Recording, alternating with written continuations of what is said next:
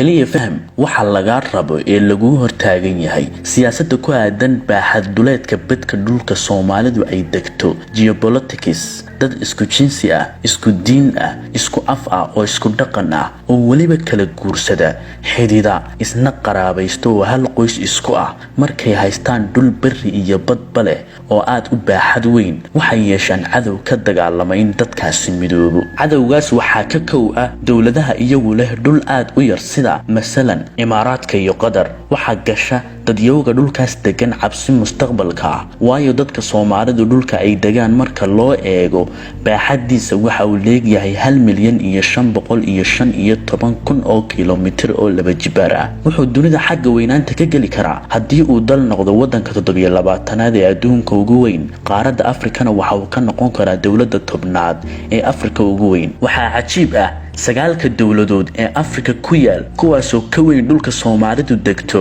dhammaantood waxa dega dad kala qowmiyad ah kala af ah kala diin ah oo xitaa kala dhaqan ah oo aan isguursan intaas markaad fahamto maxaa sabab u ah in ay Itoobiya cadow inoo aragto oo ay ka dagaalanto in xitaa dhowr gobol oo Soomaali ah midoobaan sababtu waxay tahay Itoobiya iyada ayaa ah maanta wadanka 27aad ee adduunka ugu weyn iyada ayaa sidoo kale ah wadanka tobnaad ee Afrika ugu weyn cajiib waa labada kaalinood ee dadka Soomaalidu ka qaadayaan Itoobiya haday midoobaan laakiin Itoobiya dadka deegaama ah sida Soomaalida ee waa bulsho aan shaqo iyo shuqul toona isku lahayn oo xitaa guurku ka dhaxayn af wadaagin diin wadaagin dhinac kasta ka eeg waa dad aan xitaa isdhexgal lahayn waa ajaanib dal la isugu keenay haddaba waxaa laga yaabaa inaad isweydiiso maxay dhulweynaantaasi ay taraysaa bal haddaba dhagahaaga fur oo maqal waxay tarayso dhowr qodob oo kaliya ayaynu ku soo koobaynay qodobka koowaad waxaad haysataa fursad aad u weyn oo aad ku noqon karto superpower country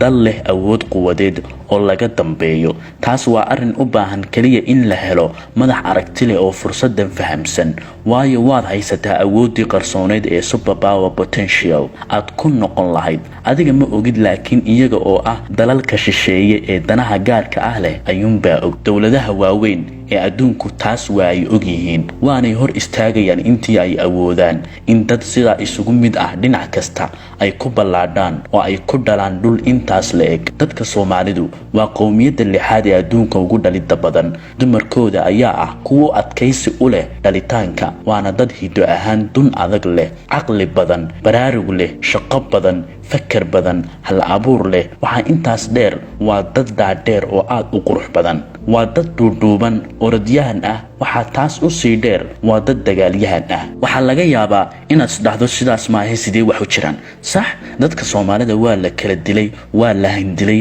waa la cabsi galiyay dhinac kasta waxa lagu sameeyay waxa loo ogsoon yahay demoralization burbur maskaxeed hase ahaatee waa wax laga kaban karo oo u baahan kaliya in qadiyadan kow lagu baraarugo la garto laga tashado qorshe adagna laga yeesho la badbaadiyo jiilasha cusub intii shay ee laga dilayna la soo nooleeyo ma qaadanayso 15 ilaa 20 sano wax ka badan dadka noocan ah waxa hadda lagu qiyaasay 30 ilaa 35 milyan muddo 30 sano gudaheed ah waxa ay gaari karaan 100 milyan 100 sano ee soo socda waxay tiradoodu ku dhawaan kartaa tirada dadka ku nool Mareykanka cajiib waxa taas ka siiyaa badan dadka Soomaalidu waa dad diin jecel oo ka duwan dadka Carabta ah marka loo eego sida ay diinta u faafiyaan taas waa marxaati madoonto waana arin dhammaan ummadaha Islaamka Soomaalida u qirsan yihiin wadamada reer galbeedka 30 sano ee ugu dambeeyay waxa aad ugu faafiyay diinta Islaamka haddii aan Soomaaliya burburteen oo dad aad u fara badan u qaxeen wadamada reer galbeedka maanta ma lahaadeen masaajid ku yaal dariiq kasta waxayna xasuusan karnaa 30 sano ka hor iyadoo oo aan wadamada qaar xitaa laga aqoon wax masjid la dhaho arrin kale ayaa jira oo dadka ka daxsoon dadka Soomaaliyeed ee qurbaha ku nool waxay maanta bartay inay ku hadlaan in ka badan 70 af oo adduunka looga hadlo waxay aqoon u yeesheen dhaqamada dalalkaas dhammaantood waa awood qarsoon oo dunida ku maqan waa dad dul yaqaan ah oo garanaya goof kasta iyo god kasta oo dunida ku yaal waxa ku jira waa dad dhammaantood ah safiiro iyo safaarado Soomaaliya caalamka ugu maqan dad maanta leh awoodaas ma jiraan fursadani waxay kaliya soo martay dadka yuhuudda oo iyagu tiro yar. halkaas waxaad fahamtay awoodda qorsan ee potentialka uu ilaahay dadkan siiyey. welina waxaanu qabnaa in ilaahay dan gaar ah ka leeyahay dadkan maanta xaqiran sidii ay ahayd yuhuuddu dhowr kun oo sano ka hor. haddii aan intaas uga baxo qodobka koowaad ee ah in qowmiyadan Soomaalidu tahay superpower qarsoon, waxaan kaliya xusi doonaa laba qodob oo kale oo iyana la xiriira weynida dhulka ay haystaan dad si kasta isugu mid ahi qiimaha ay leedahay. waa qodobka labaad ee weynaanta dhulku waxay wax weyn ka tartaa dhinaca dagaalka, weerar iyo isdifaac labadaba. hal tusaale ayaynu sheegi. waxaan aaminsanahay haddii aad sii fikirto inaad fahmi doonto. ka soo qaad in dadka Soomaalidu ogolaadeen in Somaliland go'do oo dawlad noqoto, kadib waxaa dhacday in ay Itoobiya soo weerarto oo qabsato. wajaale marka ay ka soo duulaan oo soo dhaqaaqaan taangiyada xabashidu waxay Hargeysa ku iman dhowr saacadood. duulaanka labaadna waxay Berbera ku iman iyana dhowr saacadood. Burco waxay dul joogaan intaanba gobol ku dhicin. dhulkii oo laga wada haysto aawadeedu berri subaxii ma haysatid dhul xor ah oo aad iska soo abaabusho ama ka hesho gurmad. khalaas gacan cadow ayaad ku dhacday. waxaana kugu bilaabmaya gumaysi, hantidaadii oo lagaala wareego kadibna aad hoggaansanto.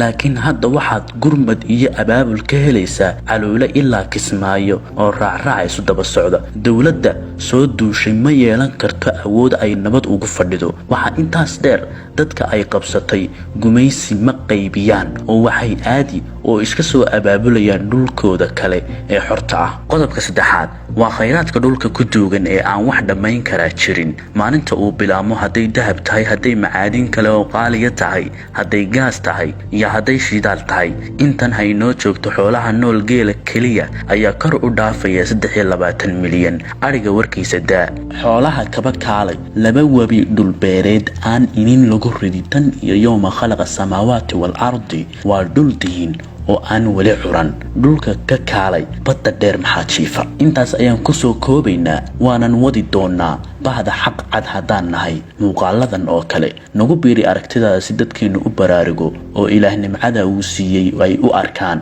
waxaan talada ka qaadanaa dadka xubnaha iyaga ah ee nala aragtida ah. Somalism waa aragti oranaysa Soomaali midnimo ayay ku wacan tahay, maaha gobol gobol. qalin, caqli iyo deganaan ayaa xorriyad lagu gaaraa.